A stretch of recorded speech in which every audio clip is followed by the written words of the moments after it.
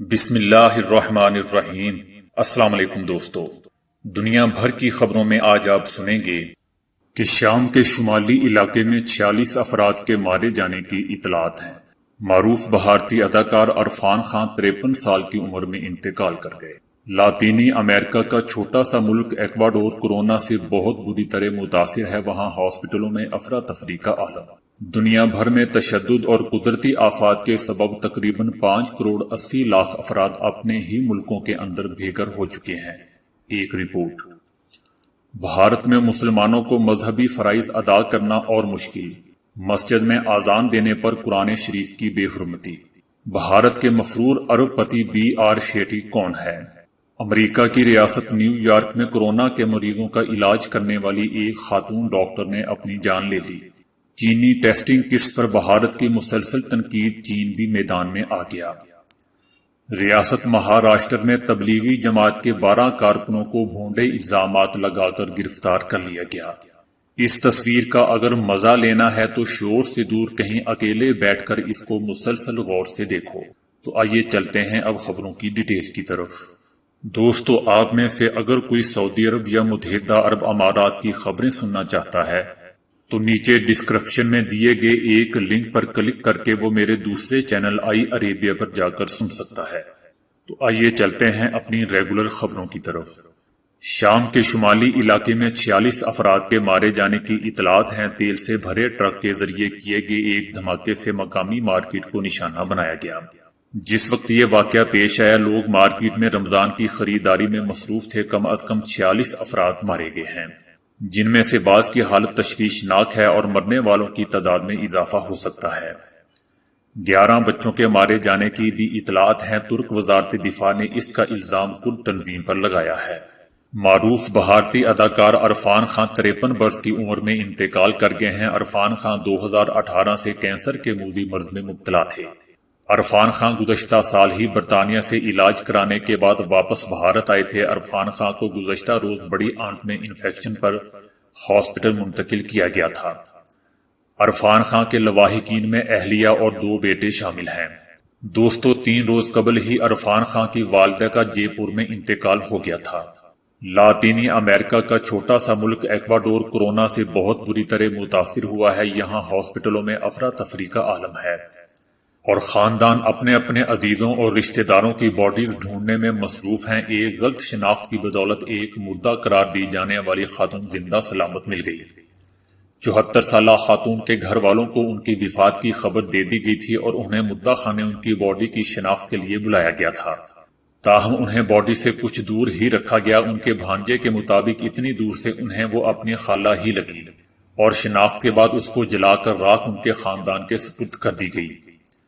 تاہم جمعرات کو ہاسپٹل میں وہ خاتون تقریباً 1 ماہ کومے میں رہنے کے بعد ہوش میں آئی۔ ہاسپٹل کی ٹیم نے ان کے خاندان سے معافی مانگی اور کہا کہ ہسپتال میں اتنی افراتفری کا عالم تھا کہ انہیں اس غلطی کا اندازہ ہی نہیں ہوا۔ خاتون کے گھر والے ان کی واپسی پر خوش ہیں، لیکن انہیں یہ معلوم نہیں ہے کہ انہیں جس کی راکھ بھیجی گئی تھی وہ کس کی تھی۔ خاندان والوں کے لیے یہ ایک معجزہ ہے جو 1 ہفتے تک یہی سمجھتے رہے کہ وہ مر گئی ہے اور ہمارے پاس کسی اور کی راکھ تھی۔ ایک نئی رپورٹ میں بتایا گیا ہے کہ دنیا بھر میں تشدد اور قدرتی آفات کے سبب تقریباً 5 کروڑ 80 لاکھ افراد اپنے ہی ملکوں کے اندر بے گھر ہو چکے ہیں۔ یہ تعداد دنیا بھر میں ان پناہ گزینوں کی تعداد سے دگنا ہے جو اپنی ملکی سرحدیں پار کر کے دوسرے ملکوں میں پناہ کی تلاش میں گئے ہیں۔ بے گھر ہونے والوں کے نگراں ادارے IDMC کی جاری کردہ رپورٹ کے مطابق ان میں 33 کروڑ 40 لاکھ کے قریب لوگ صرف سال 2019 کے دوران اب تک بے گھر ہو چکے ہیں۔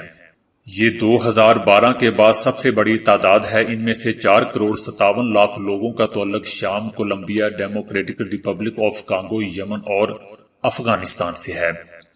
یہ متعلقہ حکومتوں کی ذمہ داری ہے کہ اپنے شہریوں کی تحفظ فراہم کریں۔ اقوام متحدہ کے پناہ گزینوں کے ادارے UNHCR نے بتایا کہ ان کا ادارہ اور IDMC مقامی حکومتوں کے ساتھ مل کر ان کی مدد کرنے کی کوشش کرتے ہیں، لیکن وسائل کی کمی کا سامنا ہے۔ دنیا کو ان اندرون ملک بے گھر ہونے والوں کے مسئلے پر بھی اتنی ہی توجہ دینی چاہیے جتنی کہ پناہ گزینوں کے مسئلے پر دی جاتی ہے۔ بھارت میں مسلمانوں کو اب مذہبی فرائض ادا کرنا اور مشکل ہو گیا ہے۔ گور گھپور کی مسجد میں اذان دینے پر ہندو انتہا پسند مسجد میں گھس آئے۔ قرآن شریف کی بے حرمتی کی گئی، مؤذن اور اس کے بیٹے کو پیٹا گیا۔ اس واقعے کی ویڈیو سوشل میڈیا پر وائرل ہو گئی ہے، جس میں دیکھا جا سکتا ہے کہ کس طرح انہوں نے مسجد کو بری طرح نقصان پہنچایا۔ مؤذن کے بیٹے کے مطابق 25 کے قریب ہندو مسجد میں ظہر کی اذان کے وقت داخل ہوئے اور مسجد میں موجود دیگر افراد کو بھی ڈنڈوں اور لاٹھیوں سے بری طرح مارا پیٹا۔ مسجد میں رکھے قرآن مجید نسخوں کی بھی بے حرمتی کی گئی۔ بھارت کے مفرور ارب پتی بی آر شیٹھی نے تقریباً ایک ہفتہ قبل اعلان میں کہا تھا کہ کورونا ختم ہونے کے بعد وہ متحدہ عرب امارات واپس لوٹ جائیں گے۔ بی آر شیٹھی ایک معروف ہیلتھ گروپ NMC کے بانی ہیں۔ ان پر برطانیہ میں فراڈ کے مقدمات چل رہے ہیں اور متحدہ عرب امارات میں اس کے تمام اکاؤنٹس منجمد کر دیے گئے ہیں۔ شیٹھی 1973 میں روزگار کی تلاش میں متحدہ عرب امارات کے دارالحکومت ابو ظہبی آیا تھا۔ اس وقت شیٹھی کی جیب میں صرف 7 امریکی ڈالر کی رقم تھی۔ شیٹھی کے مطابق ابو ظہبی آنے کی بنیادی وجہ 1.5 لاکھ روپے کا قرضہ اتارنا تھا۔ ابو ظہبی میں شیٹھی نے سپر مارکیٹ میں ڈیلیوری مین کے طور پر کام کرنا شروع کیا۔ وہ کہتے ہیں کہ میں بھاری کارٹوں کو بھی اپنے کندھوں پر اٹھا کر ان کے مالکان تک پہنچایا کرتا تھا۔ مجھے پہلی تنخواہ 500 درہم ملی۔ یہ رقم میں نے اپنی والدہ کو بھارت بھیج دی تاکہ وہ قرضے کی پہلی قسط ادا کر دیں۔ 1975 میں اس نے 2 کمروں کے اپارٹمنٹ کے اندر ایک کلینک اور فارمیسی قائم کر لی۔ اس نے یہ منصوبہ خلیج کمرشل بینک سے 30 لاکھ درہم میں قرضہ لے کر شروع کیا۔ 2003 میں سیٹھی نے فارماسوٹیکل لوازمات تیار کرنے کے لیے ابو ظہبی میں نیو فارما کے نام سے فیکٹری لگائی۔ سال 2015 میں اس کی مارکیٹ ویلیو 2 ارب ڈالر کے قریب تھی۔ اس کے بعد کمپنی لندن کی اسٹاک ایکسچینج میں رجسٹر ہو گئی۔ سال 2018 کے دوران لندن ایکسچینج میں کمپنی کی مارکیٹ ویلیو 9.5 ارب ڈالر تک پہنچ گئی۔ سال 2015 سے 2018 کے درمیان کے عرصے میں گروپ نے بھاری قرضوں کے ذریعے اپنا دائرہ کار وسیع کر لیا۔ گروپ نے شارقہ میں الزہرہ ہاسپٹل کو 32.2 کروڑ ڈالر کے حوض خرید لیا۔ مارچ 2018 میں ابو ظہبی کے علاقے خلیفہ سٹی میں شیٹی کے گروپ کے زیر انتظام NMC رائل ہاسپٹل کا افتتاح ہوا۔ یہ حکومت کی جانب سے پیش کی گئی زمین پر بننے والا پہلا ہاسپٹل تھا۔ انہوں نے برطانیہ کے علاوہ یورپ، خلیج اور بھارت میں اربوں ڈالر کی درجنوں کمپنیاں خریدی۔ شیٹھی برج خلیفہ میں رہائش کے بھی مالک ہیں۔ مختصر دوستو یہ کہ شیٹھی کا کہنا ہے کہ میں وطن سے روانہ ہو رہا تھا تو میری ماں نے کہا تھا کہ بیٹا تم جو چاہے وہ کرنا، مگر ہر کام میں سماج کی خدمت کے واسطے اپنا ہاتھ کھلا رکھنا۔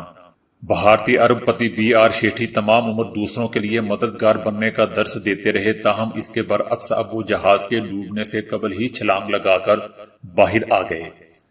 اپنے NMC گروپ کو بچانے کے لیے اس پر 6.6 ارب ڈالر کے قرضے کی ادائیگی میں مدد کی بجائے شیٹھی ابھی تک بھارت میں ہے اور وہ امارات واپس نہیں جا رہے، جس کی وجہ سے متحدہ عرب امارات میں شیٹھی اور ان کے گھر والوں کے مالی اثاثے منجمد کر دیے گئے ہیں۔ امریکہ کی ریاست نیو یارک میں کورونا کے مریضوں کا علاج کرنے والی ایک خاتون ڈاکٹر نے اپنی جان لے لی ہے۔ وہ بھی دوسرے بہت سے طبی کارکنان کی طرح ذہنی تناؤ کا شکار ہو گئی تھی۔ پولیس نے ایک بیان میں کہا ہے کہ 50 سالہ ڈاکٹر لورنا برین ورجینیا میں اپنے خاندان کے ساتھ رہ رہی تھی۔ انہوں نے خود کو زخمی کر لیا تھا اور وہ ان زخموں کی تاب نہ لا کر دم توڑ گئی۔ ڈاکٹر برین جس ڈپارٹمنٹ میں کام کرتی تھی اس ہاسپٹل میں اب تک کورونا کے بڑی تعداد میں مریض لائے گئے ہیں۔ ابھی یہ واضح نہیں ہے کہ انہوں نے اپنے ہاتھوں زندگی کا خاتمہ کیوں کیا ہے۔ ان کے خاندان، پولیس اور ڈاکٹروں کا کہنا ہے کہ وہ کورونا پھیلنے کے بعد بہت زیادہ تناؤ کا شکار ہو گئی تھی۔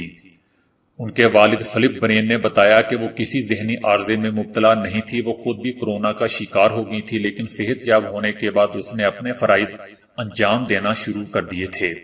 چینی حکام نے اس فیصلے کو غیر منصفانہ اور غیر ذمہ دارانہ قرار دیا ہے، جس میں Indian council of medical research نے کہا تھا کہ وہ کچھ مسائل کی وجہ سے 2 چینی کمپنیوں سے حاصل کردہ اینٹی باڈیز ٹیسٹ کٹس واپس کرنے کا ارادہ رکھتی ہیں۔ چین کی جانب سے کہا گیا ہے کہ چین کو اس فیصلے پر تشویش ہے اور یہ کہ چینی حکام نے ان کٹس کی معائنے کے بعد تصدیق کی تھی۔ انڈیا میں کورونا کے پیش نظر تبلیغی جماعت سے تعلق رکھنے والوں کو ایک بار پھر تنقید کا نشانہ بنایا جا رہا ہے اور اس بار انڈیا کے اقلیتی امور کے وزیر مختار عباس نقوی نے ان کے خلاف بیان جاری کیا ہے۔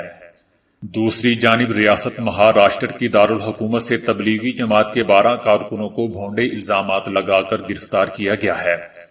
انڈیا میں کورونا سے متاثرہ افراد کی تعداد 30,000 کے قریب پہنچ چکی ہے۔ گزشتہ روز انڈیا کے سوشل میڈیا پر تبلیغی جماعت سے تعلق رکھنے والے سینکڑوں افراد کی جانب سے پلازمہ دیے جانے پر ان کی تعریف ہو رہی تھی، لیکن انڈیا کے وزیر برائے اقلیتی امور کو یہ نہیں بھایا اور انہوں نے متواتر 2 ٹویٹس میں تبلیغی جماعت کے لوگوں کو لکھا کہ انڈیا میں کورونا پھیلانے والے تبلیغی اپنے آپ کو کورونا ہیروز بتا رہے ہیں۔